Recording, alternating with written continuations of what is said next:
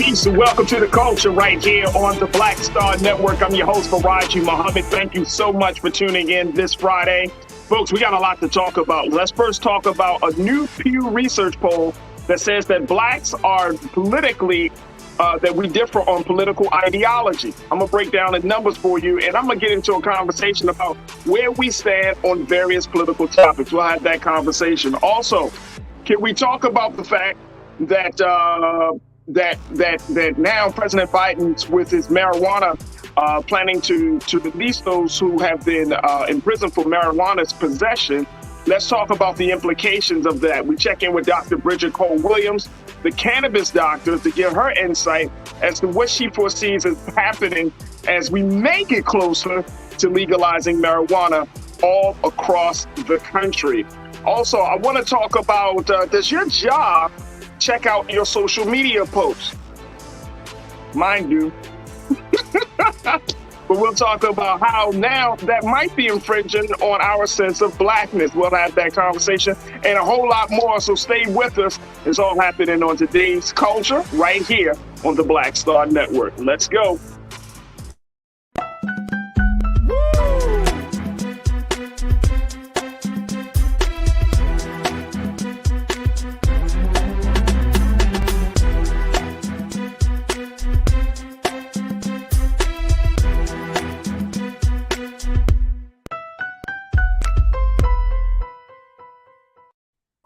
All right, folks, welcome to the culture right here on the Black Star Network. Thank you so much for tuning in. Thank you. Hopefully you will enjoy the conversation. I know you will. Big shout out to my online culture crew that's tuning in today as well. Make sure y'all get prepared to check in with us, to share your thoughts as we have all of these fantastic conversations for you. But be prepared. So make sure you post your comments on our YouTube page, on our Facebook page, and all of our streaming platforms. And also make sure y'all go to Black Star Network to continue to support us as we're doing the great work of media. We are telling our story, pleading our cause, and letting folks know we got a lot to say, and we are here to say it. BlackStarNetwork.com. That's where you can find all the details on how you can continue to support us. Folks, we got a lot to talk about, so let's jump right into it. First and foremost, a new Pew Research research survey came out stating that Black people, we differ when it comes to political ideology. Very fascinating, because just as much as we have these conversations about where we are and where we stand in this country around issues of politics, political issues, what's the political future for Black America, just as much as we have all of those conversations, we may have to start at square one to resolve the fact, or at least admit to the fact that we're not all on the same page when it comes to certain political ideology. Let me share with you what the Pew Research Survey has said. Just break down some of the numbers. And in a moment, I'm going to bring in Culture Crew member Rashad Staten to talk to us about what he foresees happening and what does all of these numbers mean as we look at it. All right, so here's the first part of this. According to the Pew Research Center survey, it shows that Black people remain pessimistic about the future of racial equality and shows the split they have with each other when it comes to some societal issues. Black Democrats, for example, blame institutional racism for a lack of opportunities, while Black Republicans think those who can't get ahead need to work harder. Woo. Khadija Edwards, who is a research associate with Pew, she called the October 2021 online survey of nearly 4,000 Black adults a, quote, a deep dive of Black Americans and the way that they feel about issues. The Pew Research Center survey shows Black people remain pessimistic, and as a result of that, we're looking at some deep societal issues. All right, so look, here's what we got. Look at these survey findings, folks, and we're going to probably refer back to this, but I want to just put it out there. Here's what the surveys are showing. One is the attention to racial inequality issues after George Floyd. Let's go back to one screen there, Keenan, when it talks about, there we go, thank you. The attention to racial inequality issues after George Floyd murder hasn't, quote, led to changes that are improving the lives of Black people, according to 65% of the respondents. That's a reversal from September 2020, when 56% expected change for the better. That's big. Number two, racism, police brutality, and economic inequality rank as the top three big problems for Black people. Racism, police brutality, and economic inequality. And I'm sure many of you got something to say about that as we talk about those issues often. But do you feel like those are the top three big problems? Number three, the prison system, 54%, policing, 49%, and criminal justice, 48%, all need to be overhauled. That's the number of folks that believe that these systems need to be overhauled. Number four is still Black people have little hope for changes in the justice system, 67% exact, and in policing, 58%, to improve racial inequality. Some 82% don't believe descendants of enslaved people will receive reparations. Wow. And number five, just 13% of respondents called equality likely or extremely likely. 13%. All right, let me go to my brother Rashad here, who is an activist, community leader, nonprofit servant leader, father. He's a man. He's always doing something, always got his hands in the struggle of the people. Rashad, good afternoon. Happy Friday, bro. How you feeling? Hey, peace. Happy Friday for Roger. Always for the culture, brother. Always for the culture. Hey, Rashad, you a data man. You look at these things. You look at which in terms of where we are on our social issues and what's trending, where our heads are. This is some pretty. This is pretty interesting here, to say the least, because I'm looking at it and I'm saying to myself, I don't know if racism, police brutality, and economic inequality, if people still feel like those are the top three or big problems for Black folks. And man, looking at these numbers, Black people have little hope for changes in the justice system, 67%, police and 58%, and that 82% don't believe that we will likely receive reparations.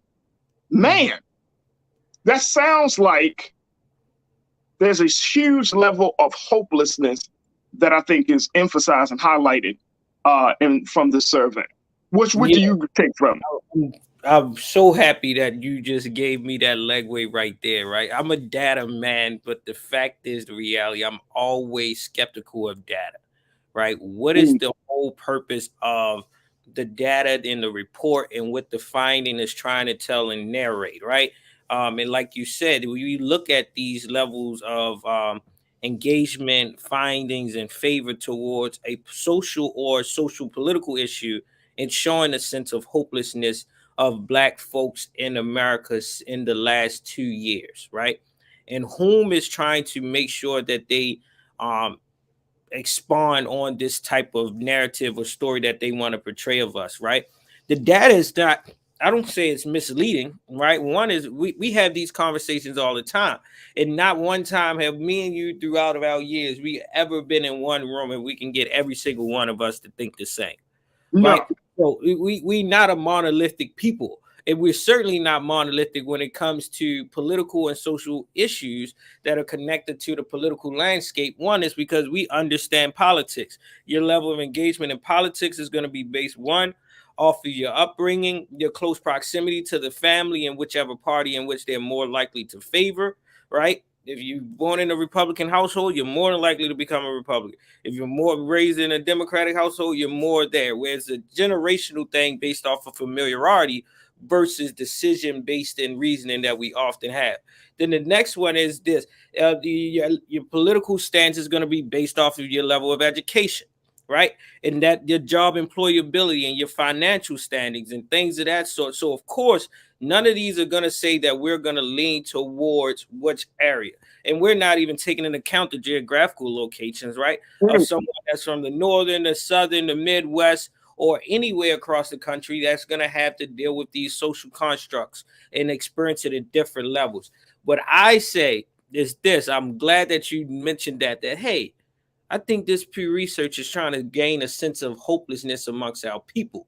But I see the benefits of saying, hey, these folks in the last 2 years have really assessed the level of which was pitched to us in a campaign strategy, or what was the narrative that they painted as our priorities, being police brutality, poverty, employability, and everything, and seeing while we went through this global pandemic, what have we really favored from? What has really changed? And now you're seeing a people of, okay, Man, this was on our this was the number one topics for the last 2 years. We can't breathe, right? Keep your hands off of us. Black Lives Matter. To now you're at it. We're starting to get the muzzle off of we starting to regain our breath a little in society, right? To only look back and say, what have we really progressed with? The fact that we know we can operate in a hybrid world. Yeah, and I think you're making some excellent points, Rashad. I feel like, one, this might just be an eye-opening point because some of us may truly feel like, some of us just may not know how we all thinking, because the culture that we're currently in necessitates for us to kind of be in this bubble, for us to be in our own silo, be around people that think like us and all of that stuff, not understanding that when we move outside of those spaces, those comfortable spaces, that you got a whole group of people that's not on the same page with you. And look, I'm not expecting, and I think it's absolutely unrealistic that we should expect that millions of Black people in this country are all on the same page, politically and with our ideology. I think that's unrealistic. Somebody brought it up on Twitter when I was talking about the use of the N-word, and they said, well, you can't expect everybody to stop using the N-word. And I said, no, you don't need to have everybody stop using the N-word. No change or any type of large social movement is because of the participation of every single person. But I said that you do need to have a critical mass. There needs to be a critical mass. You need to have influential people. So my point in stating that is, we're in a place right now where, one, we got to get out of our comfort zones, get out our own silos. Two, we got to recognize, like, we're all, like you mentioned, we're not monolithic. We're in different places and different spaces and different, we have different thinking. Now, here's the thing that I think the big challenge is.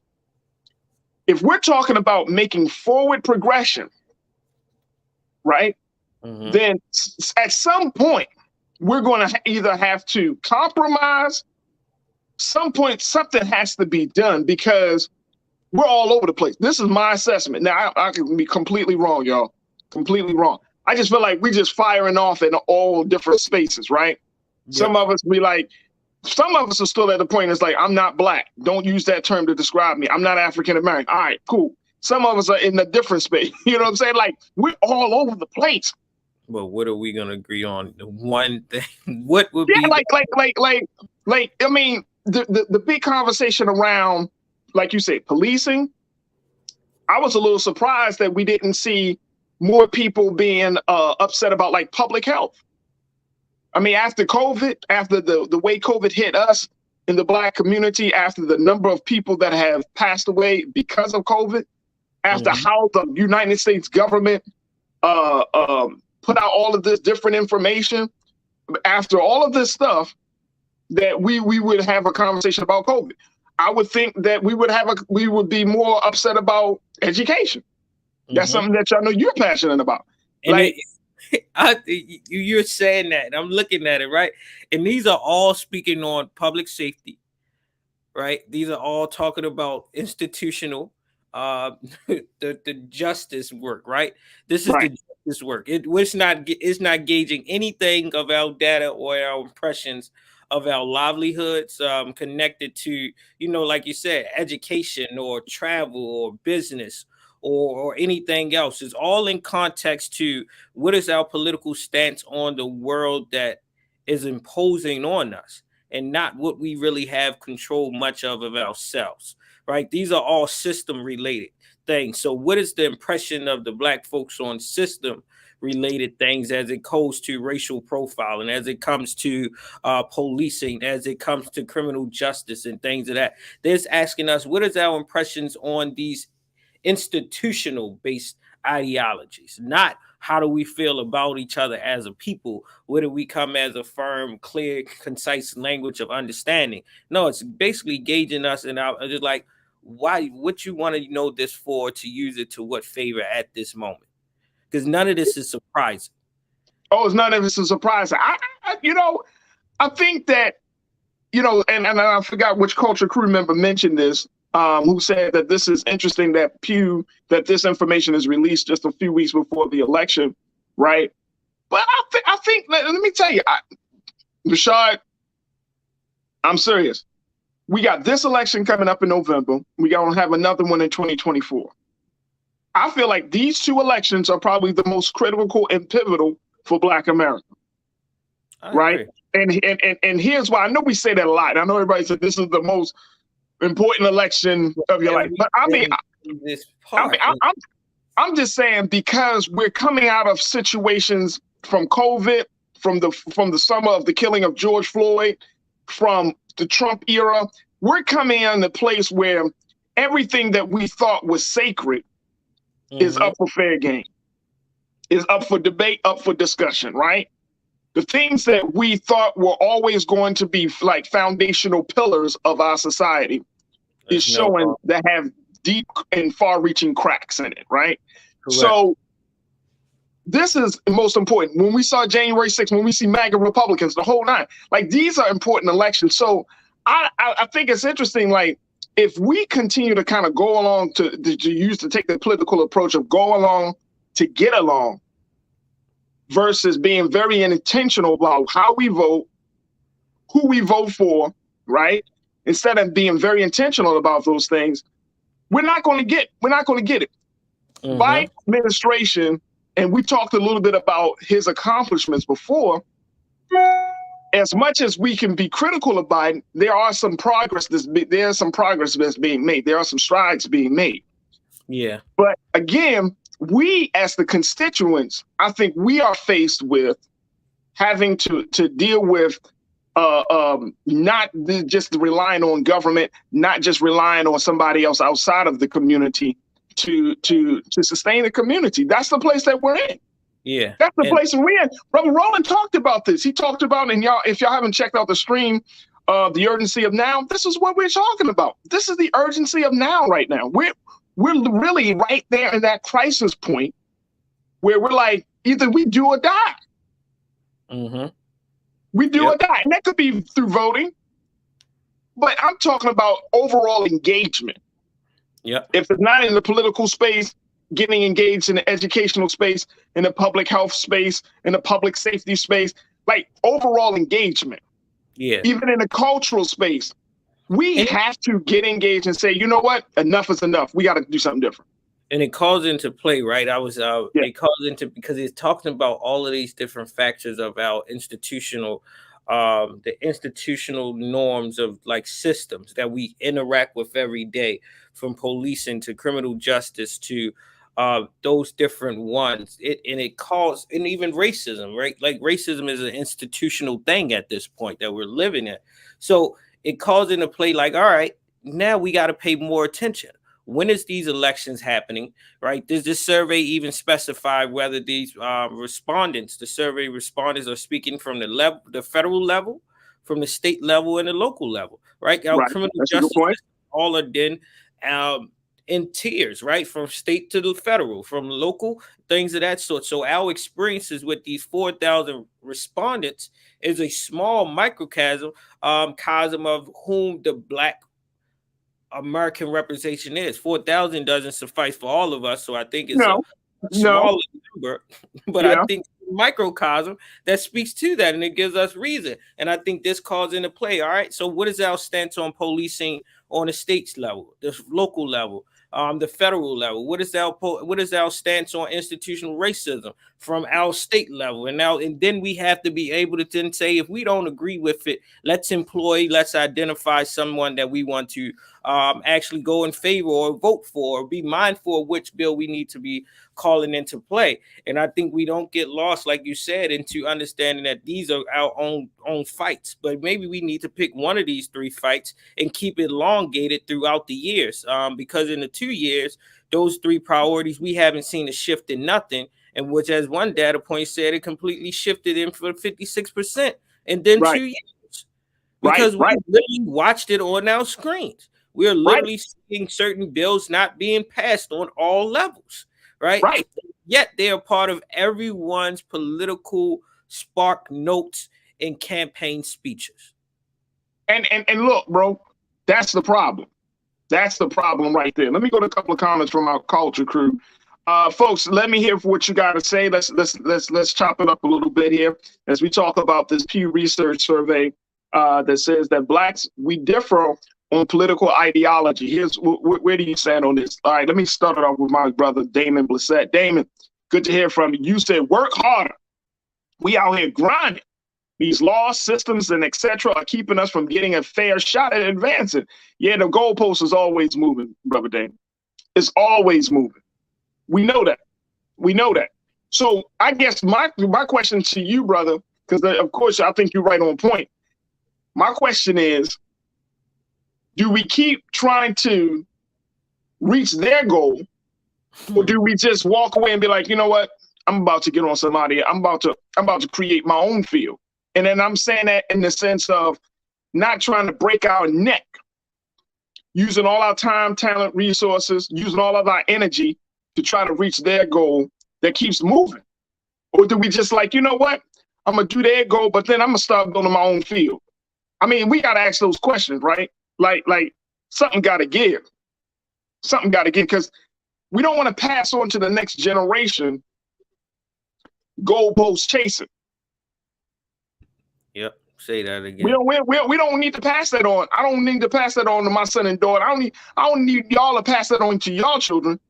Goalpost chasing, how to chase the goal. We talking about chase the bag. Black folks, we talking about how we chase the goal, because that's always moving.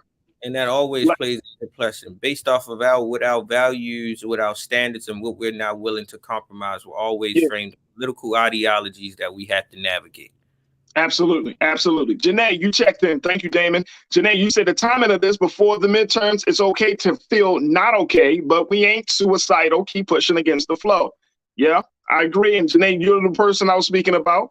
You're right. The timing of this. But I think it's a good time because we know now in the next next few weeks, when we go to the polls, we should be as informed about everything that's happening around us politically as much as we can be, so we can make a more intentional, I think, an intentional choice on how we're going to move forward from this election and the one in 24. Great point, Mr. Fix-It. Good to hear from you. You said men have to stand up, women have to stand up. Look at the athletes who make millions each year, but aren't starting banks, mortgage companies, grocery chains. I mean, I think, Rashad, that's a long-term goal, because I feel like there's still some other things that need to be, considered. Like there's some other steps that we need to make before we just jump out there. And because here's my point on that, and I hear what you're saying, Mr. Fix-It. And Rashad, you can tell me if you think like this or not. We always talk about the economic side, but I think that the issues facing Black folks has to be dealt with on a fundamental level. Yes, it's part of it is the pockets, what's in our wallets, what's in our bags, right? I get that's part of it. But there's something else that I think that we need to look at before we even get to the bag. We need to look at what's going on in our heads. We need to look at, I think, where we stand in our relationship with one another. We got to kind of make sure that we're on the same page. What you think about that, bro? I'm gonna take this one and build from where you are. I think, like what the brother said, is definitely loaded in the end goal, right, or what we should be doing. But I want us to be mindful of that as well. It's like the fundamental basis that we shouldn't even have to look towards an athlete or entertainer to be the person that helps us to, guide us out of these spaces and experiences that we're gaining as a Black people, unfortunately. No, not when we're talking about political ideologies, when we have the opportunities, the know-how, the means, and the qualifications to be those elected officials and public servants that actually make sure that we push policy, allocate the right money to start the banks, the mortgage companies, and the grocery stores, and to rewrite history with the stroke of the pen versus waiting for somebody that dribbles a ball and shoot a shot to come in and dump their money off into another field of operation where they don't have their own expertise, means, or even interest in. So Yeah. the first fundamentals is operating in the lanes that we are most efficient and effective at.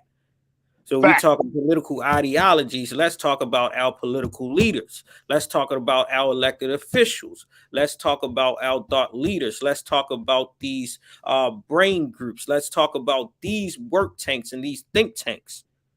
Right. Let's talk about them. Let's hold them accountable. Let's figure out why they're not convening great minds and going into communities to get us to have a understanding of what the political ideologies and our favors are. I'm not looking for LeBron to save my life. Nah, bro. I'm sorry. That's part of, and see, look, that's so funny because today we want to have a conversation. In the next hour, I'm going to have a conversation about whether bringing celebrities into a cause, a social political cause, does that take the cause further along? Because I do want to have a conversation about that. Because and I think the part of it, this is my understanding based upon what I'm studying right now. I think a part of that thinking comes from, we believe that those who do have money, those who have the fame, who have the material trappings, right? Those who have that are in either morally good people or they are smarter than us, which is not true. Which is not the qualifiers for nothing in which they occupy. No. And here's the other one, Rashad, that they actually care about the people who they represent. That's the part. I think that's the part, bro. When you try to get Cardi B to be the spokesperson of Black folks to get us to galvanize behind Biden, it's like, why did you have to go out and pick the hottest female rapper to tell me who to vote for in the presidential election? It's like, no. For what lane do we even, what is our qualifiers of leadership? Why do we not know how to identify it or to hold ourselves accountable? Rashad, it's the same thing. Bro, you answer your own question. What qualifies for leadership is, and I'm saying in this system of things, whether you're talking about capitalism, when you're talking about the culture of celebrity, whether you're talking about just a modern day America 2022, what qualifies for leadership is if you have influence, if you have money, and in some cases, if you physically are attractive, right? Because that's what we also look at, even in the political space. Like, those are the things that are outside of us. Yeah, we can talk about morality. Yeah, we can talk about character, but that's kind of takes it on the back burner. The leadership part is the things that we don't look to, and this is you and I know this. We don't look to the people who are closest to the problem to be the ones who bring in the solution. We don't look to that. We look to the people that are furthest away from the problem, right? That are no longer part of that are not connected to the same stratosphere as quote unquote average American, right? So we look at people that are rich, that are famous, and we go back and say, well, obviously, look at their lives. That must mean that they must have a special blessing, and the divine has chosen them. I mean, yeah, they got rich and they got money and fame, but that doesn't mean that they are qualified to lead. I just don't. You see what I'm saying? And that's a different thing. I wanted us to touch on that because it's important, right? Because it also plays on why we differ in political ideologies. It's who you give your space, your ear, your attention to that will persuade your thought to make a decision or how to react to another action that's taking place. I personally are not going to look for the same point guard that I want to win the championship to tell me what is the 3 top national priorities that I want my president to go and vote for in his first year of office. It's just like, no, you went to school for this. I'm not going to have a dentist do foot surgery. Right. So, I mean, I think, and that's what I said, bro, that is so good. And I'm so happy that we can even speak on this, because we got to bust up some myths about who we think is qualified. Those who are qualified to lead us are those who are closest to the problem, right? Yeah. So those who are qualified to lead us are those individuals who don't have those trappings. If you don't have those trappings and you still have the heart, the mind, the spirit, and the passion to want to do something bigger than yourself, not worrying about your brand because you think it's the right thing to do, it's the best thing for the people that you come from, then you need to leave. Not because it's, it fits, I'm going to get something from it, just because you know it's the best thing that we need to do. Because you understand the time that we're living in, you need to leave. Not because it's it fits where I'm trying to go. It's my step up into something else. But because you really, truly want to see a change, you need to leave. You need to step forward. Don't worry about your background. Don't worry about your social economics, where you come from socially or economically. You need to lead, because we need those voices. I'd rather hear the voices of those who don't think that they can lead rather than those who believe that they can lead, because most of the time those who believe that they can lead, they ain't qualified. They ain't qualified. They have no sense. They have no, and I'm going back to your point real quick, bro, as we wrap up. The point is, I don't need a point guard who wins the championship that didn't talk to the president, to the governor, or to the mayor, or to the alderman, to the councilman, to say nah, bro, stay in your lane, bro. And I don't want to sound like shut up and dribble. I don't want to get into that space. No, it's not. I'm just saying, some of y'all don't need to lead. Well, you can fund, you can give us some money. Yes. You can support, but don't put yourself in a space that you're not qualified to be in, man. Unless you're willing to do the work to study, get yourself in that space. I'm tired of that, bro. I'm really, really tired of it. All right, look, we got to take a quick pause. We're going to switch gears. Look, folks, we got to take we're going to take a break. When we come back, we're going to switch gears. Let's talk about President Biden, how he is pardoning those who are in possession, who have marijuana possessions. We're going to be checking in with the cannabis doctor, Dr. Bridget Cole Williams, to talk to us about the implications of this.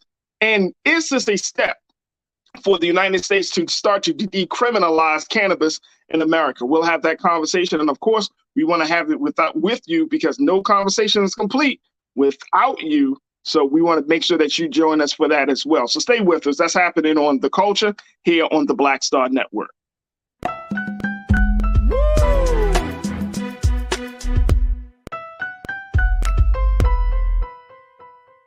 Hatred on the streets, a horrific scene, a white nationalist rally that descended into deadly violence. White people are losing their damn minds. As an angry pro-Trump mob storms the U.S. Capitol, we're about to see the rise of what I call white minority resistance. We have seen white folks in this country who simply cannot tolerate black folks voting. I think what we're seeing is the inevitable result of violent denial. This is part of American history. Every time that people of color have made progress, whether real or symbolic, there has been what Carol Anderson at Emory University calls white rage as a backlash. This is the rise of the Proud Boys and the Boogaloo Boys. America, there's going to be more of this. There's all the Proud Boys, guys. This country is getting increasingly racist in its behaviors and its attitudes because of the fear of white people. The fear that they're taking our jobs, they're taking our resources, they're taking our women. This is white fear.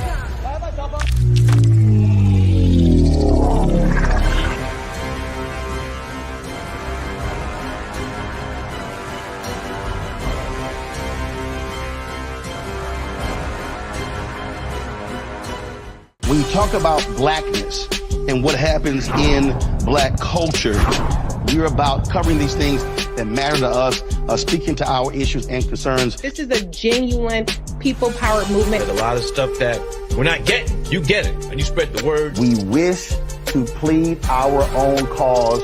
Too long have others spoken for us. We cannot tell our own story if we can't pay for it. This is about covering us. Invest in black-owned media. Your dollars matter.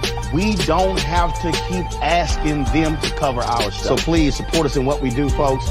We want to hit 2,000 people, $50 this month, raise $100,000. We're behind 100,000, so we want to hit that. Y'all money makes this possible. Check some money orders. Go to P.O. Box 57196, Washington, D.C. 20037-0196. The Cash App is $RM Unfiltered. PayPal is R Martin Unfiltered. Venmo is RM Unfiltered.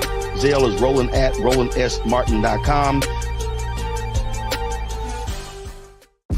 When we invest in ourselves, we're investing in what's next for all of us. Growing, creating, making moves that move us all forward. Together, we are Black beyond measure. Hi, I'm Dr. Jackie Hood Martin, and I have a question for you. Ever feel as if your life is teetering and the weight and pressure of the world is consistently on your shoulders? Well, let me tell you, living a balanced life isn't easy. Join me each Tuesday on Black Star Network for A Balanced Life with Dr. Jackie. We'll laugh together, cry together, pull ourselves together, and cheer each other on. So join me for new shows each Tuesday on Black Star Network, A Balanced Life with Dr. Jackie.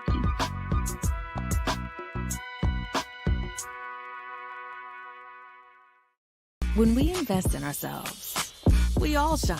Together, we are Black beyond measure.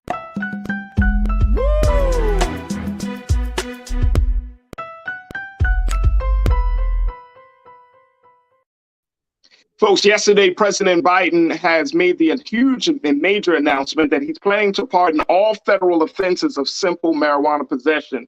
And many are saying that this is the first major step towards decriminalization. Here's what has been said about the president. Take a look at this, folks. This is a report from CNN where President Biden said on Thursday that when he pardoned all prior federal offenses, take a look, of simple marijuana possession, a move that senior administration officials said would affect thousands of Americans charged with that crime. Thousands. Now, take a look. As part of the announcement, Biden also encouraging governors to take similar steps to pardon state simple marijuana possession charges, a move that would potentially affect many thousand more Americans. And the president will task the Department of Health and Human Services and Attorney General Merrick Garland to expeditiously review how marijuana is scheduled under federal law. The first step toward potentially easing a federal classification that currently places marijuana in the same category as heroin and LSD. Here's what the president said on this issue, folks. Check this out. He put out in his statement, no one should be in jail for using or possessing marijuana. Now, he said this through a video announcement announcing his executive actions. He said it's legal in many states, and criminal records for marijuana possession have led to needless barriers to employment, housing, and educational opportunities. And that's before you address the racial disparities around who suffers the consequences. While white and black and brown people use marijuana at similar rates, black and brown people are arrested, prosecuted, and convicted at disproportionate rates. That's from President Joe Biden. We wanted to have more in a bigger conversation. We still got our culture crew member Rashad joining us, as well as Dr. Bridget Cole-Williams, who is an advocate. She's an author of the book Courage in Cannabis. She is a wellness coach, and she's an advocate of decriminalizing marijuana. We wanted to bring her into the fold as well. So we thank everybody for joining us. Dr. Bridget, thank you again for being with us this afternoon. How are you? Pretty good. Thank you for having me. Absolutely. Dr. Bridget, when we heard about this, what President Biden is planning to do through this executive order, were you excited? What was your initial reaction? I felt it was timely. You know, we're hitting another election. And so when you have the midterms coming up, people do things. So I felt that it was a timely act. It was a small act, but it is significant because it sets a statement for the other states, right? We're only talking about federal crime. We're not talking about statewide. We're not talking about across the country. So if Biden says, let's limit and pardon these federal offenses, it sets up room for states to make bigger acts. And I'm hoping that's the way we go. So do you foresee that being to happen realistically, considering that, a lot of these state legislations are Republican controlled? I read one number, it said about 30 out of 50 state legislatures are actually Republican controlled. And I'm like, wow, that's a lot, a little bit more than half. So how do you think this is going to play in those states? The problem is that Republicans are already saying that Democrats are too weak on crime. And so most likely they're going to try to fight this. But if we send the correct message and we can somehow help the people that are most affected by the war on crime or the war on drugs, then possibly we can start to make moves. So like I said, it's a small gesture, but hopefully it can be meaningful. So when the president talks about how Black and brown folks are often, we're prosecuted and arrested and charged at a disproportionate rate, based upon the work you're doing, you're a family physician, you're a wellness coach, you're an author, and you're a researcher in this space. I mean, is there any way outside of executive action that we can kind of close the gap on prosecution, on arrests, on charges between Black, brown, and white? The fact of the matter is, I don't even know how much this is going to affect Black and brown people. We're talking about a federal pardon. That means you had to be in a national park, probably, camping. You had to be on Capitol grounds. You had to be on the Mall of DC. You had to be on military property. I don't know how many people that I know, and I don't know how many people are actually going to be helped by this. Now, in the long run, it will help people that have already been released, but the fact of the matter is, how many of those are really going to be people that you and I know? Yeah, I mean, and I think that is going to be the other part. I feel like, Doc, that most of the change is going to happen really on the state level, right? Yes. And unless the states sign on to this, and like I said, you got 30 out of 50 that are Republican controlled. And I've actually seen some Republican, lawmakers are saying, all right, we may have to just kind of move forward because they're losing ground on the culture war in some cases, right? So I think that we may see some of those 30 kind of, say, okay, I'm a side with the other 20. But I still think that this is like you mentioned, this is going to be a state, like this has to be more of a state sponsored action, right? So, but let's looking outside of the political and the legal space of it, right? The cultural space. I mean, I saw and I'm trying to remember who put it out, but I saw a survey that said that more Americans have a more favorable view of marijuana, cannabis possession usage, even outside of the medicinal purposes. And I'm sure you've seen things like that, but it still seems to be this level of resistance, right? People still feel like this is the gateway drugs. People still feel like that this is going to lead to other issues. What's your response to that? None of that is true. That cannabis is not the gateway drug. The research that's been done out there where they looked at high school students with consumption of alcohol, cigarettes, and cannabis, the ones that are more likely at the youngest age to go on to heavier drugs were actually the alcohol users. Okay. So we need to change what we understand. Reefer madness and the propaganda around cannabis is strong and it's alive. And if we want to help people medicinally, if we want to give people more room recreationally, we have to get rid of the stigma. We have to get the facts out there and a better education around what cannabis is really about. Right. I want to bring my brother Rashad back into the conversation on this. Rashad, you work with the next generation and young people in variety in different spaces. What do you make of what President Biden is doing, and how do you think it's going to impact the next generation and the conversation around cannabis? No, I think Doc hit it right on the nose. It's this level of understanding, right? What we always say, those that understand politics. Everything is not a big win, but you can see this as a small win to open up the conversations to, reconsider these things on a state level, which will directly and majority impact a larger population of people, especially Black folks. If these are passed on the state level and directly impact state employment, state policing, and state educational systems, right? All that is connected to our livelihood. Now, what we do be mindful of, like you said, is the reality. It brings us into a place of, if we become more humane towards that, we can resolve some of the former past issues and the implications, right? Because these are federal laws that then trickle down to state, that then replicate it into how we practice them on the local level. That if we are now to address what we have done in the past by starting first from the federal, with this act in itself by the president, then we can start to see us revisiting the past to make a better future. Because like she said, we can debunk. We have data that debunks how marijuana imposes or infringes on our livelihoods, our actions, and whether it is a gateway or not.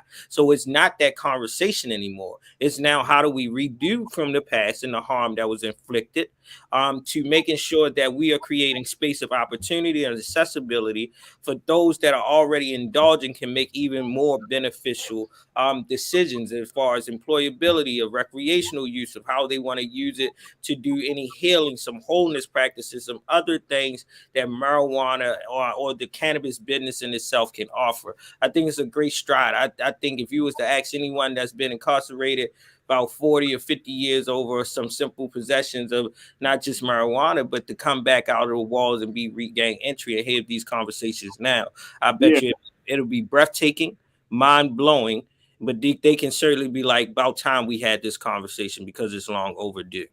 Absolutely. Let me share some of the Culture Crew comments from our online Culture Crew, because folks got a lot to say on this, Doc and Rashad. Crypto Z, you checked in and said, don't let Joe win us over weed.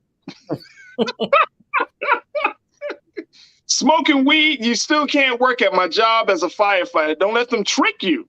A lot of young Black kids come to us and fail drug tests back to back. Ooh, Doc, that is true, right? Like, the employment thing is still, like, it could be, the sentiment can be there. The federal government or state government can say it's okay, but the business community might say, no, it's not okay. How do we get through that? How do we not make sure that we don't put Black and brown youth who are looking to get employment in the trick bag? Absolutely. So I have to say, I can't tell you, I have a number of firefighters that have lost their job, or their job has been highly threatened because of cannabis use. And these are people that put their lives at risk every day to keep us safe. And the fact of the matter is, their bodies are beat up, they're broken, and it's okay for them to be on opioids. It's okay. They encourage alcohol use, but then for them to use something that is good for their mind and their body is prohibited, is a problem. So I want to make that very clear, and I support our firefighters greatly in what they experience.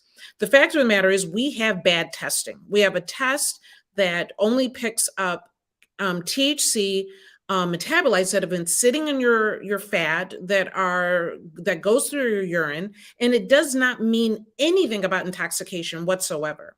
We need to have better testing. I trust that testing is out there and it's being held back to some degree, because there's no reason why we cannot have testing that shows if you're actually intoxicated or not when you're talking about cannabis. People can go out to into their cars, sit in the parking lot, drink a beer, come back to work, but if you, and still get away with it if nothing is apparent. But if you had cannabis a month ago, a couple weeks ago, and it shows up in your urine, now you've lost your job. There's something wrong with that. Yeah, and I mean, it's interesting here in California, Governor Gavin Newsom just signed a bill where he said that companies cannot fire employees who use cannabis on their off time, in their personal time. So, because some companies have some very strict guidelines around cannabis use, and it's like, random drug tests, piss tests, and all of those things. But Gavin Newsom said, no, that's not fair. That's not right. I mean, we legalized it in the state, but then you're still going to penalize folks for taking it, and it sends a mixed message. Good point. Mike V, you said in Massachusetts, we have social equity and cannabis programs that solve this issue. Most states are adapting this framework and seeing positive results from it. Doc, have you seen this? Can you talk to us about these social equity and cannabis programs? So the social equity programs are really to allow the Black and brown people, or the people that have been most affected and their neighborhoods have been most affected by the war on drugs, to have an opportunity in the space, right? The businesses, some of them are coming on board. Definitely. I used to read the drug test for companies and in occupational medicine. And so I've definitely seen a little bit of loosening and understanding, and they're trying to learn more about this. I work with HR groups as well to learn more about how to address the cannabis employee you've always had, right? How do you address it now that there's legalization and medical programs across the country? The problem is that when you're talking about social equity, that there's not enough of it, right? That even if you have a social equity program, it's hard to still start a business. There's the Safe Banking Act that doesn't go through. Even if you are trying to make this a legal business, it's hard to get a loan. It's hard to open a bank account. It's hard to keep anything. You're red flagged for everything you do. You treat the person that's trying to make a legal living like a criminal, and we need to put that to an end. Oh, no doubt, no doubt. Janelle checked in. Janelle, good to hear from you. You made the point. Republican investors have no problem getting involved in the legal cannabis industry. Legalization may cut into their profits and capital gains. I really see the lobbyists pushing back. Rashad, do you foresee that's happening as well? Hey, that's the means of like those that know versus those that not. The Republican and I'd say most conservatives understand the profitability of this cannabis industry versus those that are coming from the Democratic side of the most populist that operate within that fraction are most the ones that are mostly inflicted and imposed from the harsh realities of the criminalizing it. That it's going to take us back a few times to actually see the benefits of it. And I think what it calls towards is a level of education and awareness that needs to be done. Right. Yeah. It's the fact if you're an indulgent in this in the illegal practice of manner and way, that there's legal onsets as well. And I think we can be cognitive. And if once we take this approach, right, even down, if it's passed on a federal level in certain states, you got to still be accountable to your employer. Right. So if we know that as indulgent, how do we have these comfortable, relatable conversations that can be seen as educational, but level of awareness? And because those that know, and those that are at the table will not share the table because they want to make sure they gain the most influence and power over these decisions. I know in Baltimore and especially in Maryland, we have seen the implications of some of our Democratic leaders fighting to make sure that there was some fair and equitable processes to the bidding process, and what has been those legal ramifications of those that took it upon themselves to be these righteous leaders in that fight. It's a huge fight because it's such a profitable fight. But if we don't galvanize and educate our communities, then we won't know who to protect as our sovereign right leaders. Absolutely, absolutely. Nicole, you checked in. Nicole, it's good to hear from you. You said there will be a shift in economics for Black people. Billions of dollars are being made from marijuana sales, medicinal, etc. And Black people need to be a part of this wealth. Doc, I know you talked about this, and this is certainly a big point of contention around this. Is this President Biden's policy, his executive order, will this change the dynamics of Blacks coming into the industry, not as users, but as producers, as distributors? Not directly, right? That my feeling is that we need to start by helping people that are most deeply affected, which is what he's sending a signal out to do. He's sending out a signal to help the people that are most affected. But if we really want to help people get into the space and benefit from it, we need to have decriminalization. We need to have descheduling of it so that it's more available for people that need it medicinally, right? We need to have better banking and business opportunities. All of these raffles and opportunities that only kind of you might get an opportunity, you might not. You have to have $1 billion or at least a good $1 million to get into the room. That doesn't really necessarily help us. We need more one-on-one education, because even if you do get the opportunity, you don't necessarily know how to run these businesses, and it's not necessarily the same. So giving the opportunity is one thing, having the education and support is another. So it's a signal to change the narrative, but we definitely need a lot more work before we can say that we're in the playing field. So, Doc, and Rashad, as we wrap up this discussion, I mean, I'm concerned also about the fact that a lot of this cannabis possession, you're talking about young Black men, young brown, Latino brothers, young Latino brothers as well. What's the message that we want to send to the next generation about this, and how do we have this conversation, Dr. Bridget, around cannabis uses, especially when it comes to children, when it comes to teenagers and young adults? Where do we start with that? So as far as what we do with it's all education. In Europe, where wine is considered just a normal part of life, they don't have huge alcohol issues the way that we have here.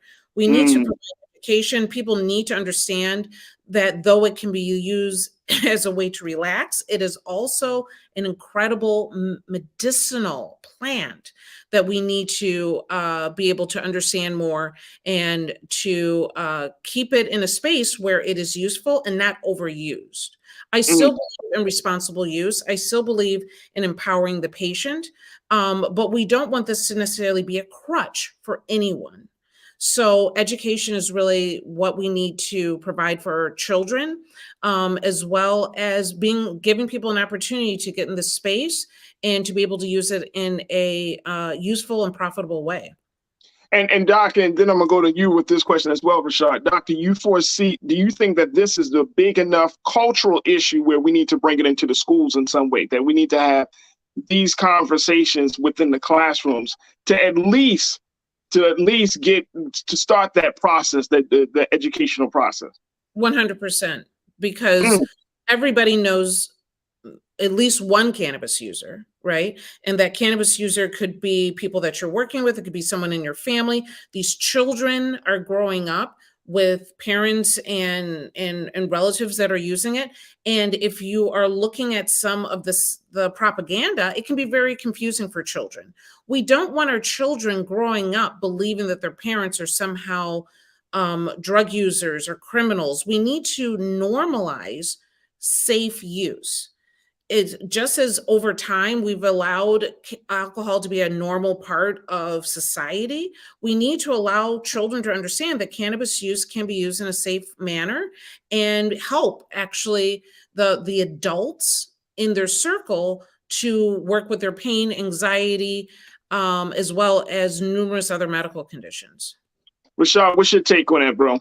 Same one. I think Doc hit it right on the nose. That the first approach has to be education, and the reality is that these educational type of programmings and opportunities exist. I've seen it in the districts that I've worked in and the programs that I've even led or supported. One is around substance abuse and prevention, like using exactly what is propelling and promoting unhealthy decision making to use that as a level of awareness. So we actually, in the last 2 years, we visited how many schools in Baltimore doing substance abuse and prevention, specifically around cannabis, right? Because it's so highly promoted. It's such a norm practice that is being seen on our podcasts, to our radios, to our TVs. Your biggest superstars and everyone else is not even hiding it from camera anymore. But from their vantage point, it is a business deal. It's a partnership. They're owning some of their investors in certain cannabis industries, right? So we see it as this cool thing, and the young person is impressionable, thinking that it's so normalized that it doesn't directly impact them. So what we do is say, you know what, you got Snoop Dogg on here, you got Wiz Khalifa on there, your favorite rappers doing this. But look, then we now use that as an introduction to financial literacy. No, they're not just indulging in it for that, but this is a business thing now. So now they're taking it out from the street, the street dark market, black market, to no, this is a profitable industry. And if I play my cards right, I can even be a card holder. I can be someone that is traveling. I can open up a store. I can get into other like medical usage of it, like we're saying, and it's not just recreational or used from distraction. I think it's important. I think it's needed. I think it needs to be normalized, and I think that it needs to be a way where we can actually bring truth to reality of what is being promoted through our celebrities and our entertainers that have the ear and the conscious mind of our young people, and want to use that to say, hey, They're selling this idea, but they're not telling you how they're selling into this industry either. Yeah, great point. Dr. Bridget Cole-Williams, we truly appreciate you. I know there's going to be many more conversations around this, so I thank you for your time today. Rashad, my brother, thank you for joining us this afternoon as well, always bringing something insightful for the culture. So I thank both of you for being so good for the culture and being a part of the discussions today. We appreciate it. Thank you. All right, folks, we got to take a quick pause. When we come forward for the second half, let's talk a little bit about where we are. Let me just take my notes here, folks, because my mind is still on this cannabis discussion because there's just so many complexities on this thing. But when we've come forward, let's go back to that piece. And you heard Rashad and I talk a little bit about it, but there is a conversation that's happening that Washington and Hollywood are going to come together because there are a number of celebrities that are deciding to use their platforms to step up and speak out. The question is, can celebrities actually make a difference when it comes to political and social change? We're going to have that conversation with Culture Crew member Nira Muhammad. And then later, I want to talk about, does your job care about your social media posts? Do they watch you? We'll have that conversation. And I got something for you for Trends Posts and Doing the Most. It's Friday, and we got to talk about some things. So stay with us. A lot to come that's coming at you in the next hour of The Culture right here on the Black Star Network. Don't go anywhere.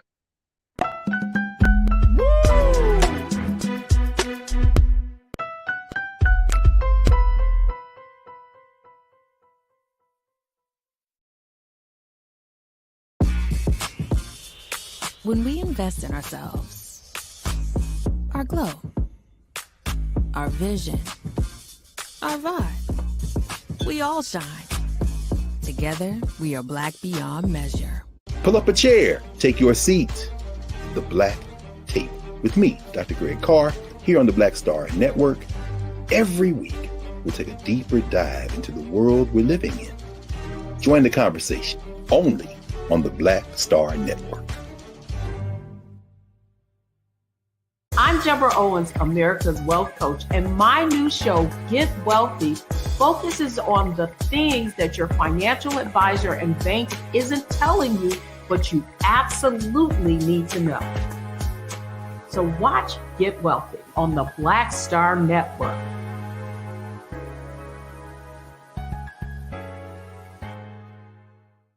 Hi, I'm Dr. Jackie Hood Martin, and I have a question for you. Ever feel as if your life is teetering and the weight and pressure of the world is consistently on your shoulders? Well, let me tell you, living a balanced life isn't easy. Join me each Tuesday on Black Star Network for a Balanced Life with Dr. Jackie. We'll laugh together, cry together, pull ourselves together, and cheer each other on. So join me for new shows each Tuesday on Black Star Network, A Balanced Life with Dr. Jackie.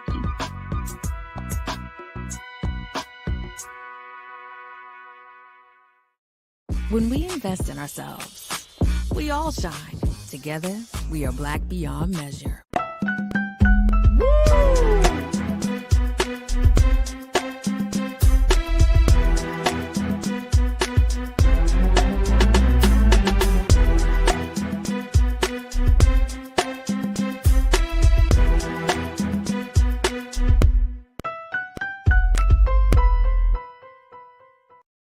All right, folks, welcome to the second hour of The Culture right here on the Black Star Network. I'm your host, Faraji Muhammad. Thank you so much for tuning in on this Friday afternoon, and happy Friday. We are here at the end of the week. Wow. Telling you, man, it took us a long time to get here, about 4 or 5 days, but we are here, folks. So thank you so much for tuning in. If this is your first time tuning into The Culture, welcome, welcome, welcome. We hope that you have been enjoying the content so far in the conversations, and hopefully that our wonderful online culture crew has been welcoming you into the conversation. As I'm looking on what's happening on Facebook and YouTube, so many of you are having just very, very important conversations about everything from cannabis users to political ideologies. These were the two big topics that we talked about in the first hour. So if you missed the first hour, make sure you go back to the replay, go back to the live, to the stream when we restream the show later on today, and check it out, because they were timely conversations for very relevant topics. So make sure y'all check that out. Also, make sure that you do your due diligence. Support us here at Black Star Network financially. We're looking for your support. You can go to our website where you can download the app for free on all of your devices. But most importantly, you can give and support to Black Star Network. This is Black-owned media like never before, folks, where we're creating a platform where we have these discussions in a very, very authentic way about the conference, about the topics, about the people. Just about our culture. So make sure you check us out at blackstarnetwork.com. Show your support, share the streams, and then, of course, continue to tune in to this show and so many other shows that we have. All right, in this hour, I wanted to talk about what Rashad and I kind of started on, which was the impact of celebrities and making a change in social and political issues. Now, we've seen this time and time again, folks, where there seems to be this unlikely alliance between Hollywood and Washington, D.C., where you have celebrities who go to Washington, who decide to use their platforms to help whatever administration is in power, to help that administration to promote certain things, or to help that administration to understand certain things. But there's this kind of partnership that's happening. And this came out because Elton John performed recently at the White House, and he was given an awards medal. Take a look here. Elton John, more stars return to the White House under Biden. But are people listening? This is part of the discussion about celebrity involvement. Now, if y'all remember, in quote unquote what they consider to be the golden age of Hollywood, entertainers didn't mix politics with entertainment. That has certainly changed a lot. We see basketball stars, we see football figures, we see actors, we see singers and dancers, we see entertainers who are using their space. And it's almost, it really is now, it's just understood that if you are an entertainer, yes, you entertain, you can sing, you can dance, you can play sports, but you also have to have an issue. You have to have a cause that you're standing for. And that is a huge shift from what we've seen in Hollywood. So I want to share with you what USA Today said about this, because I think it brings up an interesting topic, and it goes back to that point that was brought up in our first conversation today, that when we're talking about leadership, especially for Black people, should we look to our Black celebrities to lead the charge for social and political change? All right, let me just share with you what USA Today said about this issue. And Keenan, let's post that quote, please, brother. When we were talking about entertainers in Hollywood and Washington, D.C. coming in together, here's what they said. It said, quote, Elton John performance is among several. Take a look at this, folks. Elton John's performance is among several celebrity sightings at the White House since Biden took office in 2021. Olivia Rodrigo, she met with President Biden last summer to help promote COVID-19 vaccines to young people. BTS, the Korean pop group, they joined a White House press briefing this spring to speak out against anti-Asian hate crimes during AAPI Heritage Month. Matthew McConaughey gave an impassioned plea to end gun violence after a mass shooting in his hometown of Uvalde, Texas. The ultimate goal of these appearances is influencing a broader audience that would normally pay attention to the president. Stars and social media personalities can use their platform to create a bigger buzz than regular politicians, but it can also help their own brand when it's done correctly, experts say. The question of Hollywood's place in government boils down to influence. When and how can celebrities best get in on the political conversation in a way that actually makes a difference? All right, let's talk a little bit about this element of our culture. And here joining us today is Culture Crew member. She's the host of Queen Talks with Nira. That's going to be heard on all streaming platforms. She's a screenwriter. She's an author, and she's an artist. She's doing a lot of positive work, and we thought this would be a great conversation to have with her. So let's welcome her back. Nira Muhammad, Culture Crew member. Nira, good to hear from you. How you doing? Oh, I'm well, Faraji. How are you? I'm good. All right. So let's talk a little bit about this, because you actually, if for folks that follow you, and y'all definitely need to follow her, Queen Talk with Nira, check out, because she kind of takes she's at this point, y'all, and I was like, oh, I can't wait to talk to her about this. You're at this point about celebrity culture. We have been so inundated with celebrity culture. We are like completely infatuated with celebrity culture, the good and the bad of the culture, right? Mm-hmm. But now we're seeing more celebrities. I think they said Obama, when he was in office, he attracted Hollywood on a major level. I mean, you know what I mean? Of course, he's the first Black president. He's a nice, good-looking guy. He has the charisma to attract. So people were like, man, Hollywood is coming in Washington. But then the question is always limited.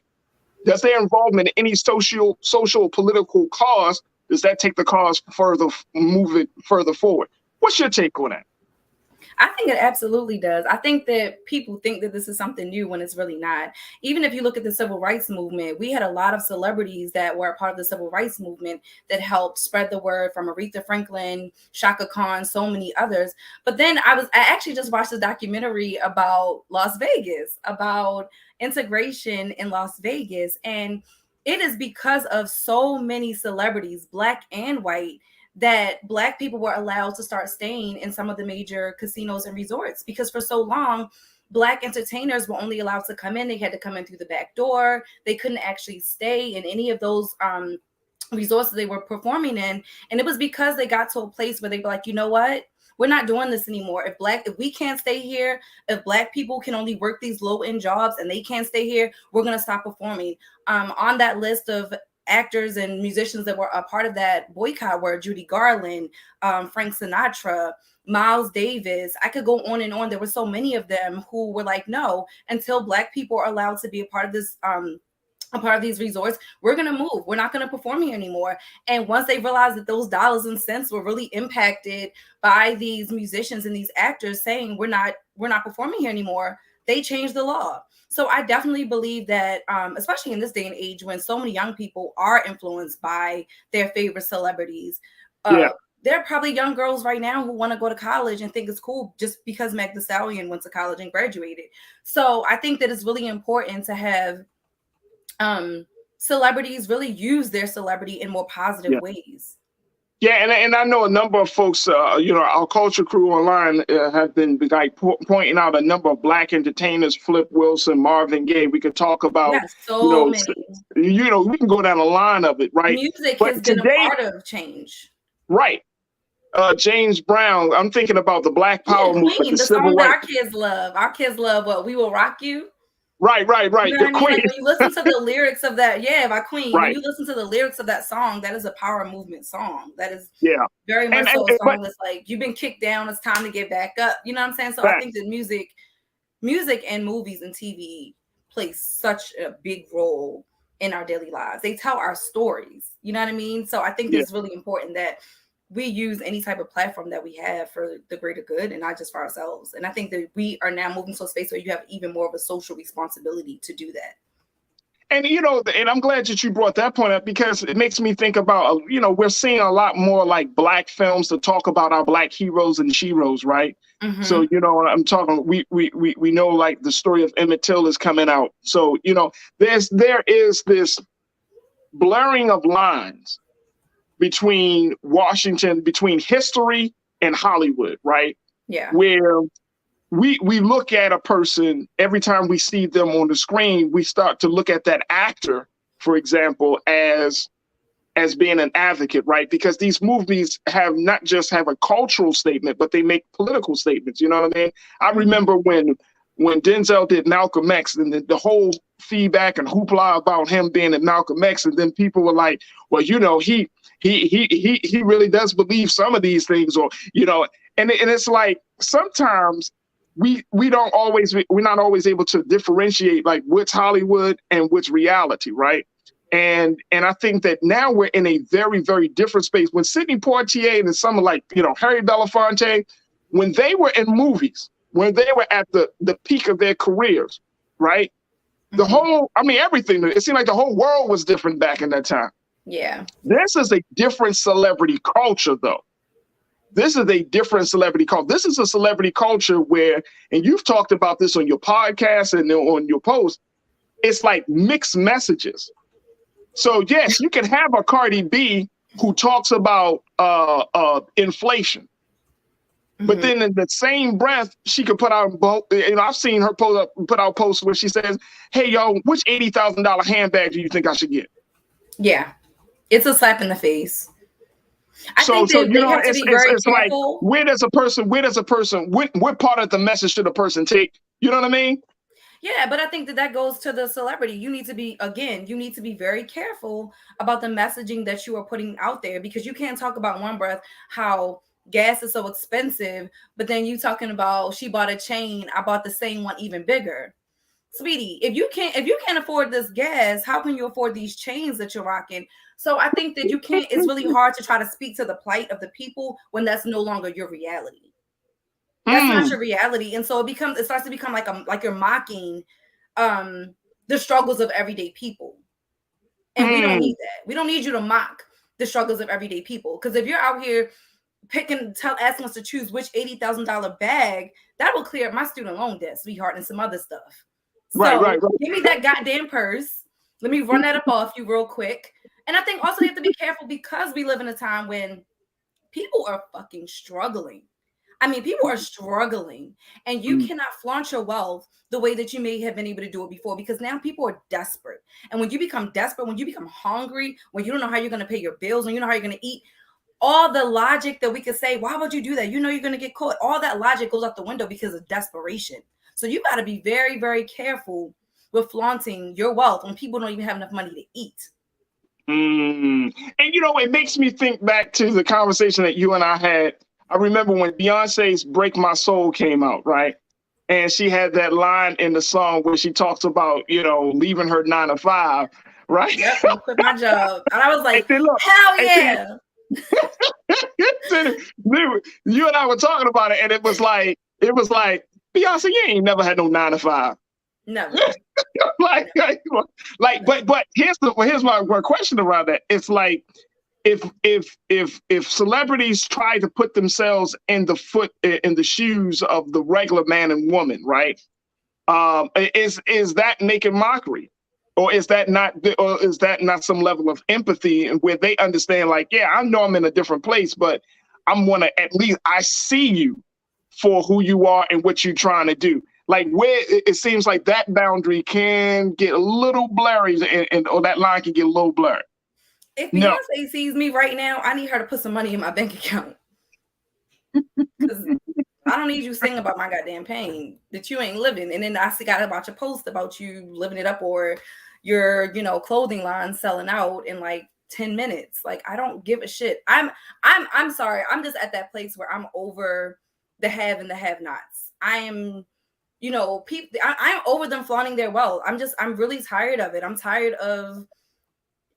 Yeah, I mean, maybe it's too is because I've lived in Baltimore, I've lived in I live in LA, and I see the disparities, and so I'm just looking at them like, I don't give a shit about your wealth. I don't care how much money you spend on a bag, how much that purse costs. I just genuinely don't care, and I'm sad, and even more so because they put celebrities, especially, and a lot of times it's Black celebrities, they put so much emphasis on designer label, designer this, designer that our people are literally killing themselves and each other trying to live up to those same standards, trying to acquire those same things, when that stuff doesn't give you real happiness. That stuff's not important. It's always about comparing what you have versus the next person, and it's so detrimental to the culture.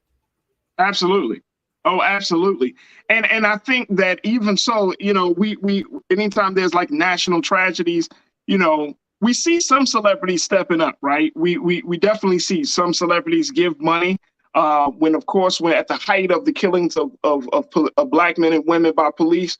We saw a number of celebrities stepping up who support Black Lives Matter. When we had Dr. Melina Abdullah on earlier this week, she mentioned around just for the whole Kanye controversy, that there have been a number of Black celebrities that have personally reached out to her to say, look, I'm going to give some money to Black Lives Matter because I don't want Kanye West's statement about it being a scam to deter the funding for this needed movement. And so I think that's important. I think that we need to do that. Actually, here's my other thing. We should make this a requirement that if you stand before Black people as a Black artist, Black creative, Black athlete, that you really need to have a cause. Like, what is your cause? Yeah. You know what I mean? Because we need to know. Now, we know, like, some of these, the next generation hip hop artists, for example, like, we talk about Lil Baby. He gives away a lot to the community in Atlanta. He does things. He's actually got an award recently because I think from the Academy of Music, because of his level of community service, right? Like, there needs to be a cause. I think this is we at this point, we as the consumers of this art, we have to demand more from our artists. I agree. And be beyond just a photo op, beyond just a photo op. Oh no! A photo op is going to cost you about $1,000 with these celebrities these days. I mean, I know you're talking about Chris Brown, so let's put it out there. It's not even just Chris Brown. It's a lot of them. They all do the same thing. Beyond, all of them charge $500 plus for someone to even stand next to them and take a picture because they're so damn self-important. You're so important that you got to charge your fans who made you who you are today. You got to charge them $500 to $1,000 just to take a picture. Wow. I have a problem with that.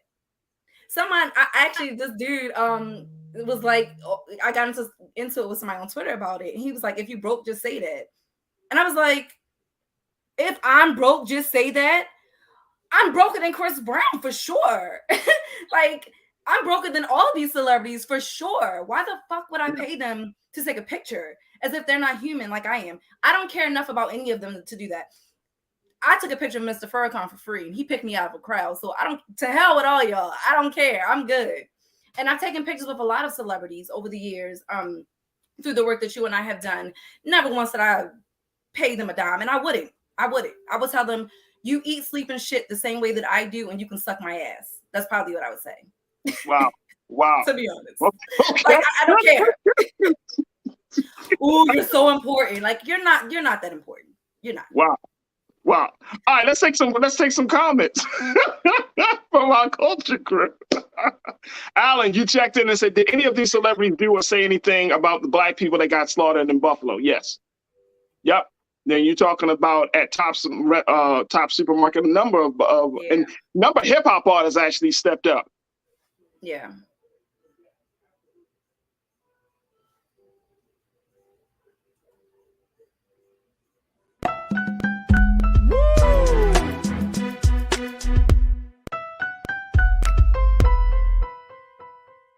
When we invest in ourselves, we all shine.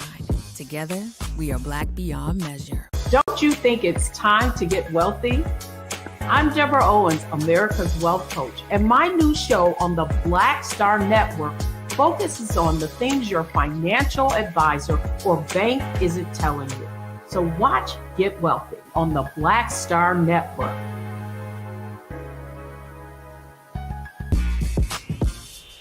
When we invest in ourselves, our glow, our vision, our vibe, we all shine. Together, we are Black beyond measure. When you talk about Blackness and what happens in Black culture, we're about covering these things that matter to us, speaking to our issues and concerns. This is a genuine people-powered movement. There's a lot of stuff that we're not getting. You get it, and you spread the word. We wish to plead our own cause. Too long have others spoken for us. We cannot tell our own story if we can't pay for it. This is about covering us. Invest in Black-owned media. Your dollars matter. We don't have to keep asking them to cover our stuff. So please support us in what we do, folks. We want to hit 2,000 people, $50 this month, raise $100,000. We're behind 100,000, so we want to hit that. Y'all money makes this possible. Check some money orders. Go to P.O. Box 57196, Washington, D.C. 20037-0196. Cash App is $RM Unfiltered. PayPal is R Martin Unfiltered. Venmo is RM Unfiltered. Zelle is roland@rolandsmartin.com.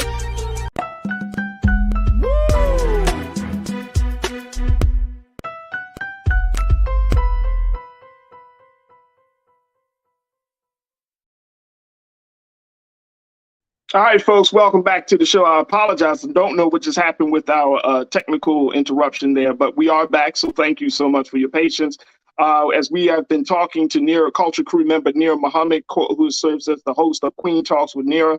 And we're talking about celebrity culture and Hollywood in Washington coming together and asking the big question, can celebrities make a difference when it comes to social and political issues? And I want to bring Nira back into the fold as we have this conversation and share share some of the comments and posts. I don't know what just happened, but we're back. We are back. All right. So Sandy, you are a loyal watcher of the show. You said, no, Faraji, average people don't have a cause. The only thing we need to demand is their art. Anything over that is extra. I respectfully disagree with that, Sandy. Here's why. Because we support artists, right? And therefore, quote unquote, if we look at it from this vantage point, they work for us, right? Now, they use their creative talent and skills and they bring that to the table.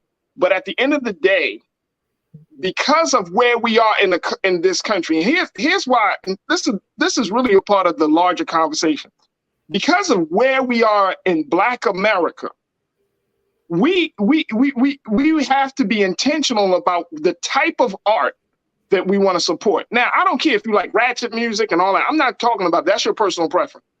But I'm saying is, if anybody is going to, any artist or any creative or any entertainer is going to stand before us, why shouldn't they do something for us besides just entertaining us? Because Nira, you talk about some of the things that kind of, grind your gears about celebrity culture. Here's the thing that grinds my gear about celebrity culture. People always make this point. We just trying to have fun. As if Black people are deficient in having fun. like we have oh my gosh, the struggle is so bad that we never have fun. When we look at our money, how we spend our money, how we spend our time, where we put our energy, it's in stuff that entertains us. Yeah. We spend a lot of money on beauty and entertainment. We consume entertainment a lot. So it's not like we never get entertained. It's not like, oh my gosh, we never get a break. Matter of fact, probably a lot of our people rather talk about gossip and entertainment stuff than it is the stuff that, the real serious stuff. We are not deficient in having fun or being entertained. That's not a problem. We need to, and that's what I'm saying. Like, look, okay, if you're telling me, as an artist, this is your music and all that. I mean, come on, man. Look at where our culture is. I'm just saying for us I can't talk about any other group of people, but for Black folks, yeah, I need a little bit more. I don't need you to talk about your whips and your houses and the bag. I need all that. I need you to, if you don't have anything positive to say, just be like Beyonce and don't say anything. It's like, and I'm not trying to be funny. I love Beyonce, but I mean, I'm serious because your music is your music. You're right. I'm a creative. Your craft is your craft. I'm not saying that through your music, you need to be promoting social justice if that's just not your thing. But when it comes to topics such as social justice, I'd rather you not say anything at all if you don't have something to say that is going to contribute and move us forward in whatever struggle is being discussed. That's where I draw the line. Every celebrity is not going to have something to say. Some of them, don't have anything worth saying when they rap or when they sing. So, I'd rather you just don't speak on things you don't know or understand, but take a moment to learn, and then build your platform based off of the things that you learn. But honestly, if you don't have something to say that's going to actually contribute and move our culture forward, then I'd rather you just shut the hell up anyway. I mean, look, and I feel like I feel like that's the time that we're living in, right? Yeah. Like if you're not trying to add to the culture, if you're not trying to encourage people to have thoughtful conversations or even thought-provoking discussions about our culture, then don't say anything. You know what I mean? Yeah. Don't say anything. But I don't, you know, and I know, you know, I know, Sandy, you're saying that, you know, we shouldn't expect too much, but I'm expecting some stuff from artists now. I'm sorry. I definitely don't want you using your platforms to go on there, get on live, and like say some ignorant shit. I don't want you using your platform to get on there talking trash about another artist. I'm tired of seeing this. You know, I just saw something about like Cardi B is now beefing with like City Girls and Young Miami. Is like, what are you talking about? I just woke up. Like all this drama, all this beefing. It's like, I am tired of seeing that. I am tired of seeing it when so many of our young people do look up to these artists. Yes, I'm 33 years old. I don't look up to these artists, but there are a lot of young women and young children and teenage girls who do, and boys and men who do. They do look up to these people. They are following what these people say. And so they do in some ways have a social responsibility. You are putting out madness to millions of people. Millions of people. And when your child star gets influenced by the shit that they're doing, then you're gonna be like, you know what? No, I do want you to change your messaging. Let's be real. The type of music, this stuff is called social engineering. You don't understand what that is? Look it up. Do some research. Read. But the music and those people that they are following, that is called social engineering. We are engineered by the things that that influence us, the things that we pay attention to, the things that we listen to. Those things start to become embedded within us. That's why they say when you're pregnant or when your children are small to play classical music, because it helps build brain development. If all you're listening to is filth all day, what do you think that does for your brain development? Like, we got to think deeper. We got to think smarter. We think very level. And to add to that, I think that it's important. I'm glad that you brought it up. To add to that, you got to think about the future. Yep, absolutely. Because the conversation becomes different when you say, would you want your son or your daughter to listen to that? Would you want your son or your daughter to participate in that? The conversation is to act like that, right? To think like that. You know what I'm saying? To think like that. Like the conversation, like we can't look at a situation just from where our adult brains, where we are in this moment. I'm talking about 9, 10 years old, 12, 15-year-olds. Our future generation. Our future. What do you want for your future? Now the conversation becomes different. It's like, you really don't want that. Yep. You really don't want that. You mean to tell me, as a Black person in this country, when you look at our arts and entertainment culture, you mean to tell me that that's cool? No. And I'm not. This ain't no shade on the arts and entertainment community, in as much as a moment of reflection, a moment of clarity. You mean to tell me that that's cool, that we're in the space that we're in? Because that might be cool for the moment, but I'm talking about, you know how many children that come out from that these hip hop artists are having? What kind of leaders? What is going to be their mindset when they find out that their mother was doing or saying certain things, their father doing and saying? Seriously. We're gonna have a generation that's gonna have to be they're gonna have to come face to face with their parents. Can you imagine that? Here you are putting yourself out there real crazy. Mm-hmm. Then you got a child. It's all cute when they're 8, 7, they don't understand, they don't know what mommy and daddy really do. Then they come 15, they see you online, they like. Even younger than that. I've had students in like 5th grade be like, you know, my mom embarrasses me. Woo. That's heartbreaking.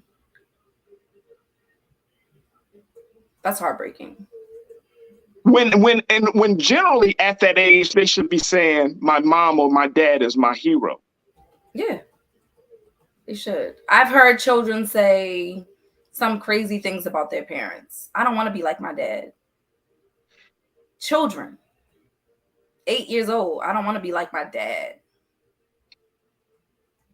That is heartbreaking. That is, and that's the reality that we're living in. We have a responsibility to these babies. We do. We have a responsibility to our future, our own future. We do have to stop thinking about all, like, I'm not saying don't live for today. I'm not saying don't be in the present moment. But what I am saying is you got to plant seeds that are going to grow for later on. You got to be cultivating the next generation. And I don't see us doing that. Music used to be this thing that would bring us together and would uplift us. But we just had a conversation, Faraji, not too long ago about Black people in Atlanta being upset about Rotimi performing at their, football game. And it was like a really uplifting song that was supposed to be a song that united us as people, which is the reason why he was chosen to perform. It wasn't about him. It was about the message of the song. And unfortunately, ignorant Black people couldn't get past the fact that he was not born in Atlanta. Right. That's how low our consciousness is. Right. That is crazy. That is absolutely insane. Absolutely insane. All right, look, we're going to take a quick pause. As we come back, let's have a conversation about something else, something that many of us may not have really think about. Now, we talked about quiet quitting. We talked about, jobs and companies possibly spying on you, right? Let's talk about the fact of, does your job look at your social media posts? And if they do, would you be happy? We'll have that conversation. Plus, I got something for you for Trends Post and Doing the Most. Stay with us. We're going to have the final few conversations right here on The Culture on the Black Star Network.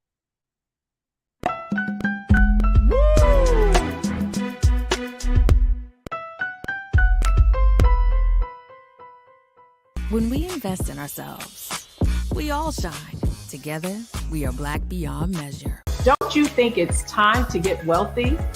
I'm Deborah Owens, America's Wealth Coach, and my new show on the Black Star Network focuses on the things your financial advisor or bank isn't telling you.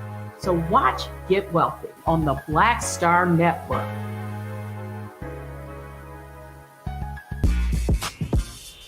When we invest in ourselves, our glow, our vision, our vibe, we all shine.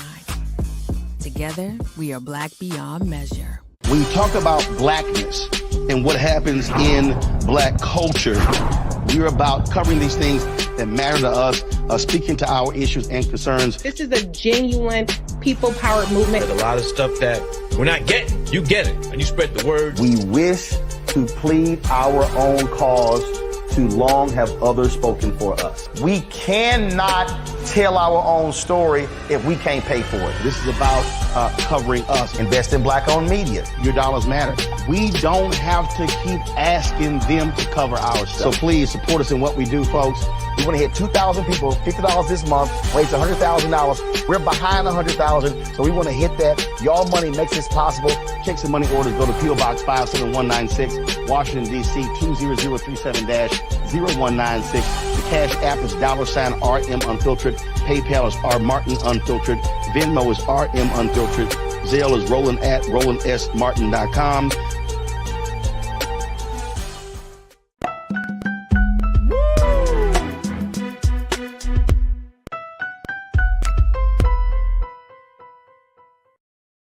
All right, folks, let's talk about workplace ethics. Let's talk about your behavior on social media. There is another survey that has come out, and it has been looking at how Black folks express themselves on social media, and is it possibly an issue for their employment? So I'm asking the question, does your job care about your social media posts? Or do you work at a company where they actually are looking at your social media? Let me just tell you, the people I work for, yup. Let me bring in Nir Muhammad here, a Culture Crew member. Yep, they look for my boss. He looks at my social media posts and he'd be like, "Hey, you saw any controversy yet? You ain't saw no controversy yet? You ain't working hard enough." You got it good, Raji. You got it good. You can just, he wants you to go further. Nah, I don't even like go harder. Go harder. Go all in. It's funny you asked that because I remember, like, y'all know I'm a teacher.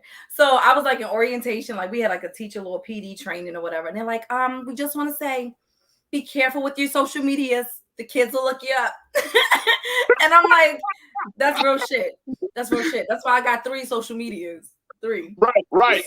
You gotta have I to. have one that the kids can look at. Right. That's the one you give out. Let me just share this with y'all real quick. Now, according to a 2018 survey by Career Builder, even your next employer, take a look at this, folks. Even your next employer can be lurking on your profile. In fact, take a look. 70% of employers said they research candidates by reviewing what they post on their social media accounts. What? I'm not surprised. That's not all. 57% of companies said they have passed on a candidate because of their social media, with 40% of that group claiming the candidate posted something inappropriate or provocative. This data provokes critical questions around the judgment of Black culture by our non-Black counterparts. This comes out of a story that was done in on Essence.com. But look at the numbers. 70%, Nira, said they researched candidates. 57% said they passed on candidates because of their social media posts. Yeah. And 40% said they claimed that the candidate posted something inappropriate or provocative. So you apply for a job, you go out on the weekend, you're a part of something, you comment on something on Black Twitter, and then boom, you wonder why you don't get a call back. You knew the interview, you killed the interview. Then you're like, damn, man, it's been like 2 weeks. The way to get around that is to make your damn page private. It's that simple. Make it so you got those 3 options. You can make it fully private. You can make kind of like semi-private. Yeah. Or you just don't make it private at all.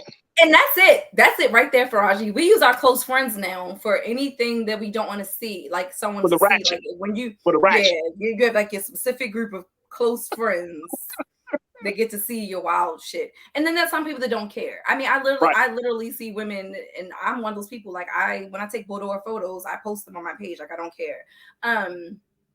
I don't care. I just feel like if it's meant for me to have this job, it's meant for me to have this job. But guess what? These jobs don't pay you enough to tell you that you can't have a life outside of work. They just don't. But I will say, be careful. Like, make your page private. Only use your close friends for some of your more ratchet or inappropriate posts. But it all depends on the field that you're in. It all depends on what you're trying to do. Like, that's just what it boils down to. What are you trying to do? Yeah, and I think so. But I do think that, to the point of the writer that's talking about, look, we are people that love to express ourselves. We're in a culture that is truly about, chiming in on some of these some of the hot button topics and stuff. And I think it's a little unfair. I think it's unfair that you look at a social media post. That's their social media post. Yeah, and that's their off time when they're not at work. It's like, even though it's public, right? Privacy in some ways, yeah. There's some invasion. But here's the point that you made. The point that you made. Jobs expect people to be drones nowadays. In some of these companies, not all of them. That they don't want you. They want you to be like, no, we want you to be. We want to be able to control you. Control what you say, how you say it, represent it, and all of those things. Look, that's the point of the interview. That's the point of the interview. Yeah. And I don't know if this is a EEOC issue where this could be a form of discrimination, because do companies do this for Black candidates versus white candidates? Yeah. Or is this something that companies do for candidates across the board? I don't know. Yeah. So I think but we're in the time of social media, but it's like, we as Black folks, we have to know that we are always being watched. Always being watched, right? I think about that every time I make a post. Like, I got to think about, who am I talking to? How am I going to say it? Making sure, because I already know that I'm being watched. Yeah. I ain't talking about rolling. I'm talking about just in general. I'm talking about just because you represent something, especially if you do have a platform. You have your podcast, you have a platform, I have a platform, especially those things. you can't just go off at the mouth because you wind up looking crazy like some of these celebrities. You can't go off at the mouth. People have expectations, especially when you're in these different spaces. But that's everyone now. I think that's nowadays you run the risk of being fired from a job depending upon what you say. If you own your own business, you run the risk of losing clients based on things that you might say or do. So, I mean, we just live in a time now where, we're like, oh, we're having a freedom of speech. It's not that freedom of speech is gone. It's that social media has amplified your voice. Before, back in the 90s, freedom of speech was a thing, but we also weren't on social media talking shit. You know what I'm saying? We couldn't reach millions and billions of people that quickly, whereas now we can. So it's not that freedom of speech is gone. But I mean, you can't be fucking on Instagram talking about how you want to mass murder your classmates. You know what I'm saying? Like, and think people are going to be like, oh, it's freedom of speech. You can say that. Like, no, you got to watch what you say. It's, you have to be very careful about the things that you say. I said that because I was like close to a true story, y'all. But let me ask you this though. So consider it was like talking about killing people, and I was like scared as shit. I can talk about it now because I don't work there no more. But you got to be careful because people are watching. You got to be very, very careful. So here's the thing. And I'm glad you brought up that example because, should we have boundaries when it comes to social media usage? Should we? And I'm just saying, I'm talking about self-imposed cultural boundaries that we should place on ourselves on how we communicate. Because Black Twitter, they call it Black Twitter, but when we start going off on people, it can go from 0 to 100 real quick, right? And I'm wondering, I'm wondering, should we have some boundaries that we need to start putting in place? So, some kind of rules of engagement. I don't know if that's even possible, even realistic, but I'm just saying, like, some ways to kind of not put people's employment and livelihoods at stake. I mean, again, this is what you put out there. I mean, I gotta say, like, I'm blessed that I'm at a space in my life now where I'm just like, I don't give a fuck. Because I am a creative, you know what I mean? I am an artist. So in some ways, I don't have to worry about being guarded as much. But again, this depends on the role. If you're trying to be a politician, you got to watch what you're saying. It all depends on the type of job that you're trying to go for, what you're trying to do, your industry. You want to be a doctor. You can't be on there like when a patient's asleep making videos like, you know what I'm saying? You just have to be super, super careful that you're not violating anyone, that you're not disrespecting anyone, that you're not breaking any laws, because social media, especially with those fucking TikTok challenges, it can get crazy. It can get really, really crazy. So I think that you got to be careful. Know what you're posting. Make sure that you are utilizing all the things that are there. If you're going to go smoke weed with your homegirls this weekend, you might want to, you want to post it. You might want to put that on in your close friends, because maybe you are looking for a job. And maybe, the job, most jobs aren't going to want to hire you when they see you rolling up a big ass fat blunt on your Instagram page. Right. Even in California, they literally just had to pass a law or create a law where jobs can't drug test you for marijuana. So even though weed was legal here, jobs could still discriminate against you for smoking weed. So be careful. Don't put your weed on your social media if you're looking for a job, or if you know that your job already has, certain feelings toward you smoking weed. I mean, yes, that's your free time, but you do need a job, Yeah. You don't want to be like absolutely. Beyonce and quit your 9 to 5 unless you got a backup plan, because you ain't got Beyonce money. Because you could damn sure post your way out of an opportunity. Post your way out of a job. I'm telling you, you talk too much. You post too much. I'm telling you, and it's stressful. All right, let me go to Culture Crew online to hear what folks got to say. Let me hear from Vids. Vince, you checked in. Good to hear from you. You said where social media becomes an issue at work is when you share things with people at work, and then all of a sudden something stupid gets found out by HR. LOL. That sounds personal.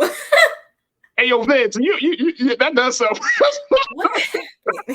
That's absolutely. You know what I mean? And check it. Like, we're talking about if you're getting hired. A lot of us are in managerial positions, and I'm talking about Black folks. We're managers, we're supervisors, and I'm wondering, if you're in a managerial position, do you encourage to hop on to follow your subordinates, to follow the people that you are in charge of. Because I know a couple of my managers, they follow me on social media. Raji, okay, so my first principal was on my social media, and my job got on my fucking nerves. And I was like, right. Having so many coworkers in general on your social media is never a good thing, especially when you go through like dissatisfaction as an employee. Because I was like, shit, like even when I took my principal off, like she asked me later, like, I noticed I wasn't on your Facebook anymore. And I was like, shit. I was like, damn, like I didn't expect her to notice that quickly. Like it was within like a week too. And I was like, damn, she noticed quick. But it made me realize how much they do pay attention when they are following you. And so no, I didn't let her come back. Right. Just, like, right. But then I had to slowly but surely start deleting like all of my other coworkers, because I was like, I don't know which one of y'all go back and tell her stuff. So and it wasn't like I had like a beef with my principal, but you know, you just like, good point. Shit just happens at work. So I say personally, unless you got some dirt on them, so here's how it works. The only way you could be friends with somebody at work is if y'all both got dirt on each other. Because y'all can keep each other's secrets. It's like, all right, I caught you doing it and I'm doing it too. So we good. Like now we're in this together. We good. We're good. I got you. All right, let's go back. David McNulty. David, good to hear from you. You said, I've seen bosses looking through prospective employees' Facebook photos and comments. It's creepy. It's so creepy. It is. That is creepy. I've hired people and I fired people, but I was doing that at a time where social media wasn't as popular as it is now. But I mean, it's a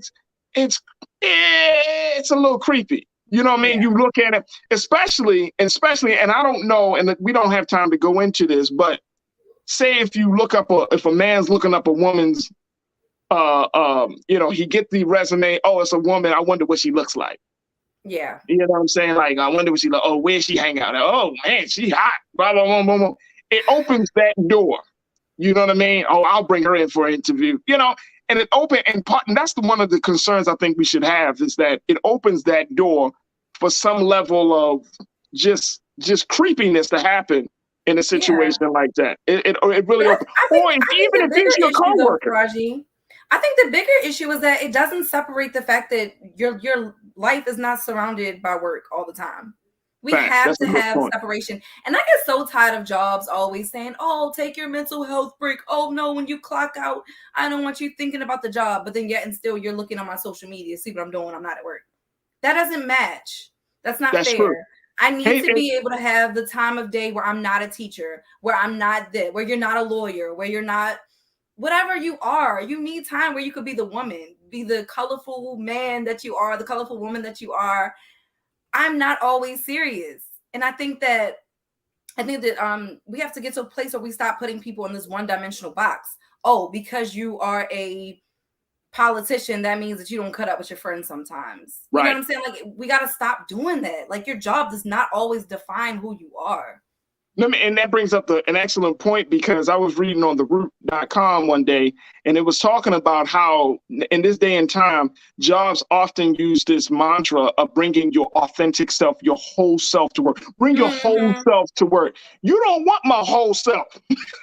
Listen, you want my control. You want my controlled self. You don't want my whole self. Because I'm the worst for Raji, because my job gets on my everlasting nerves. I'm Miss Perfectionist, and so the moment they start doing stuff, I'm like, no, there's a better way to do this. And they're like, oh yeah, you're right. You know what I mean? It's like, and I know it's probably in the back of their mind, like, fuck, I can't stand her ass. You know what I'm saying? But you told me. I don't think that we should encourage that, because the flip side of that is that you want people to be their authentic selves, and you want them to kind of like mesh the workplace into their individuality at a time where people don't want to be defined by the work that they do.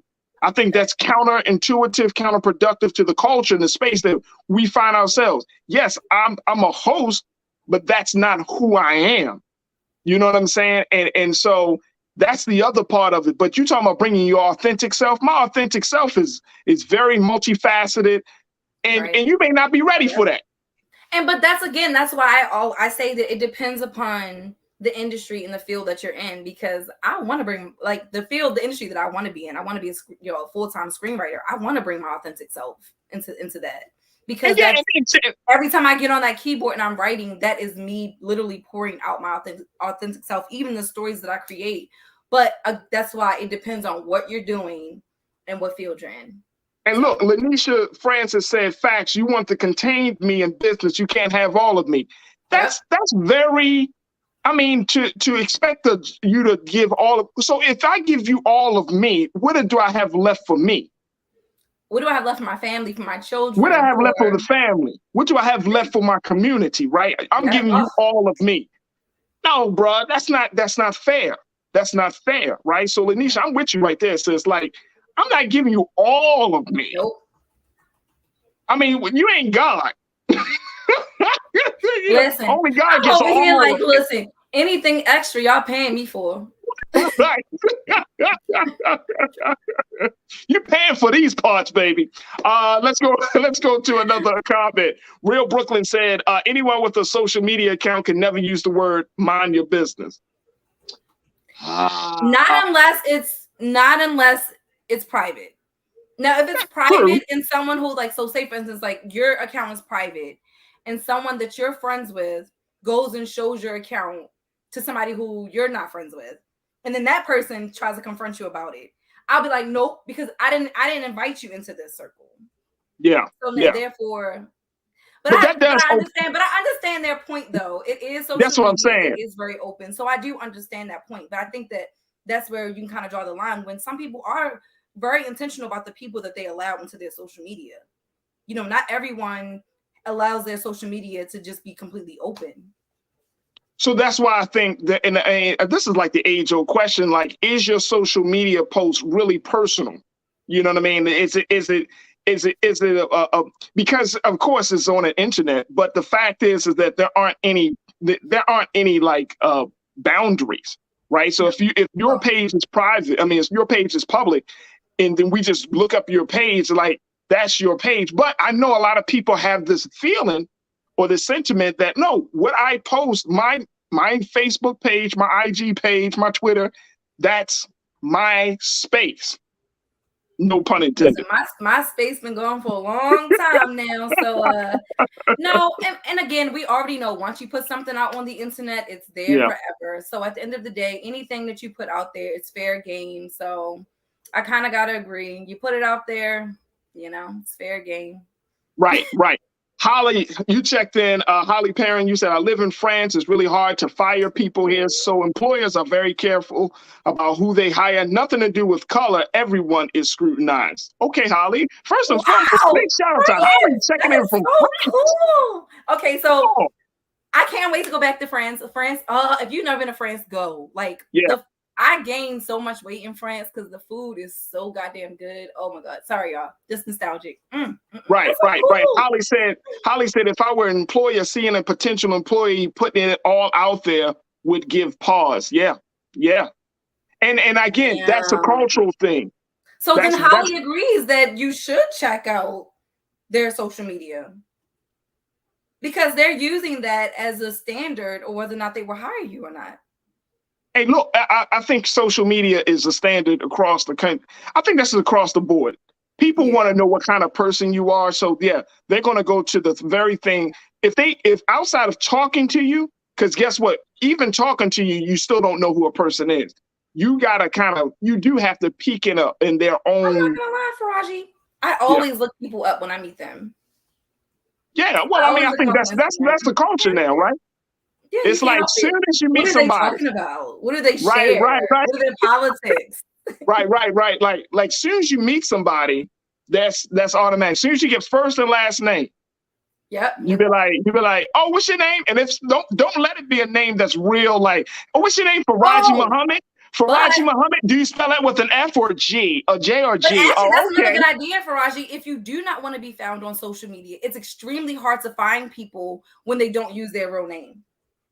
Yeah. And I know a lot of people who don't use their real name on their Instagram. So it's like if you were to look up their first and last name, you wouldn't find them at all because they don't use any of their real name at all. So if you want to be a little sneaky dicky, And I know people that have multiple pages. Again, I am one of those people. I have multiple pages. So again, you gotta know what you're doing, know what type of job you're applying for, and all that other good stuff. But unless we ain't got time for this. But if you ain't got, if you ain't using your real name or something, like what you involved in? No, I mean, I have my Queen Talks with Nira page. I mean, obviously that's kind of like my name. No, I'm not talking about that. I'm just saying, I know people who are like DJs who might use like their DJ name, but their real name is nowhere on there. But their DJ name has nothing to do with their real name. I'm a stalker though, so I'm good at finding stuff. That's it, y'all. She the Virgo investigator. That's all I'm gonna say. Virgo investigator. There we go. All right. Look, we got to take a quick pause. When we come back, Trends, Posts, and Doing the Most. Stay with us. It's The Culture on the Black Star Network.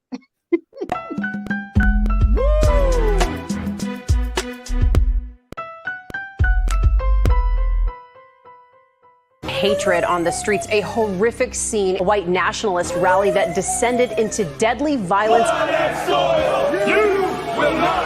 White people are losing their damn minds. An angry pro-Trump mob storms the U.S. Capitol.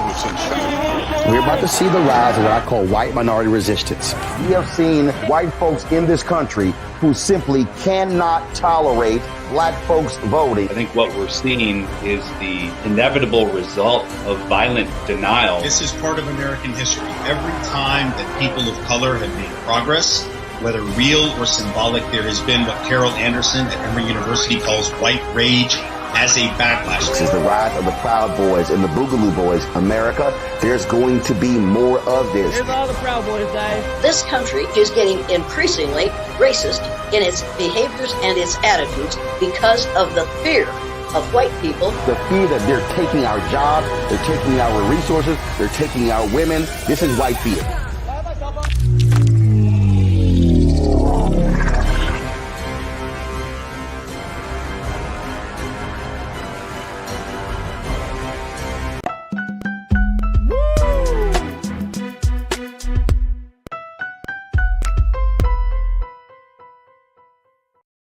All right, folks, to end out our week and into this Friday show, I thought this was very, very interesting to talk a little bit about something that's trending.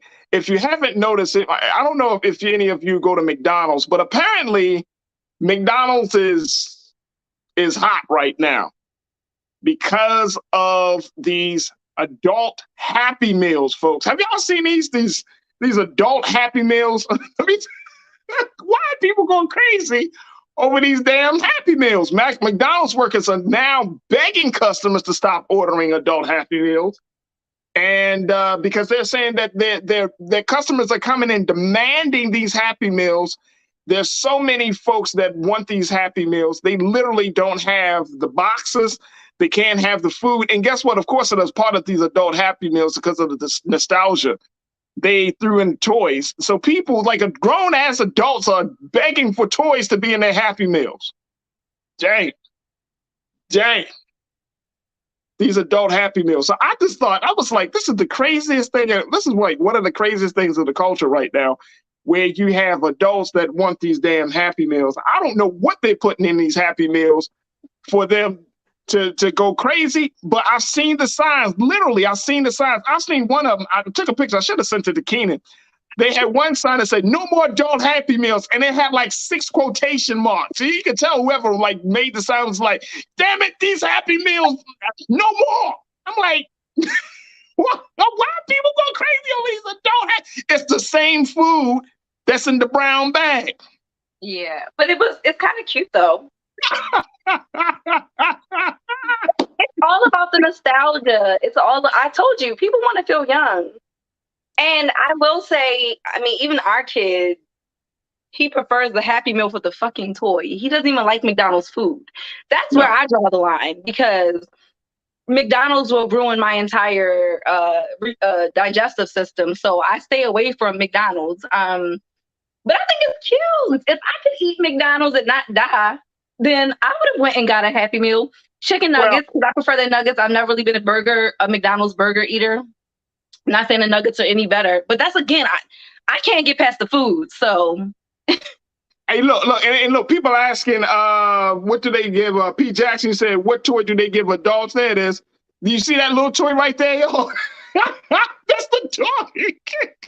Oh, that is a real throwback because she was from the original Gang. Okay. First thing, hey, Keenan, I love this picture, but whoever did the fries, they need to be fired. Why? Oh, they put that fries looking, man, please. The fries supposed to be falling out of the carton, not leaning over like that. Damn, where the fries? Somebody ate the fries, then took the picture, man. That's crazy. That is crazy. Absolutely insane. Absolutely insane. The fries stay at the bottom because it's like a little surprise after you finish eating. Ooh, I got extra fries. I want the extra fries. Don't give me just the carton full and be like, oh, the carton is full. No, I want that joint like, it's fries, folks. It's potatoes. It's like you can get them. That could be at Chick-fil-A because I always order a large fry from Chick-fil-A and I feel like they give me a medium inside of a large container. So Chick-fil-A, I need y'all to stop being cheap with them damn fries. Throw me in like 3 more waffles. Throw me in 3 more waffle fries. I hear that. But no, real talk, this McDonald's adult Happy Meal has gotten the craze. Places are saying that they ran out of boxes, they're running out of food, they're running out of toys. And so McDonald's is successful. What'd you say? So McDonald's is feeling pretty successful. Marketing, that's a real marketing genius. Marketing genius. So that's what's trending right there. All right, I know we got to rock and roll, get up out of here. Folks, I want to thank Neera Muhammad. Her latest podcast show called Queen Talks with Neera Muhammad is going to be dropping tomorrow at noon. Y'all should definitely check it out because yours truly is on the show. There it is. We're talking about Black culture. And we have a fire conversation about Black culture. So make sure y'all check it out. Queen Talks with Neera, the podcast. Y'all can definitely check it out on all streaming platforms. And all of her past shows from last week and season 2, season 3 is just absolute fire. So make sure y'all check it out. Neera Muhammad, thank you so much. And thank you for being so good for the culture. Always. Thank you for having me, Faraji. Absolutely. All right, folks, that's going to do it for us. I thank y'all for checking in and being a part of the conversation. Thank you for the dynamic support that you've been giving to us all throughout this week. I want to thank all my fantastic guests that have come. There have been a number of great guests. Next week, we're going to have another set of great guests coming on. So I'm looking forward to that. And hopefully you're looking forward to it too. So I thank all of you for supporting us here on The Culture. Make sure you continue to support Black Star Network. We need your support, financial support, sharing the content and all of the good stuff. Make sure you go to our website at blackstarnetwork.com. All right, stay tuned. Up next is Roland Martin Unfiltered at 6 p.m. Eastern Standard Time. Thank you to my dynamic team, Joel, Keenan, Ariel. Thank you to my control room. And folks, I'm looking forward to talking to you on Monday. God willing, I hope and pray that you have a safe and happy weekend and that you enjoy life and just taking all the good things, taking all the good vibes this weekend, all right? And then let's reconvene here on Monday for another exciting edition of The Culture. As always, never be afraid to challenge what's wrong, stand for what's right while being yourself in the process. I'm Faraji Muhammad. Talk to you on Monday. Peace.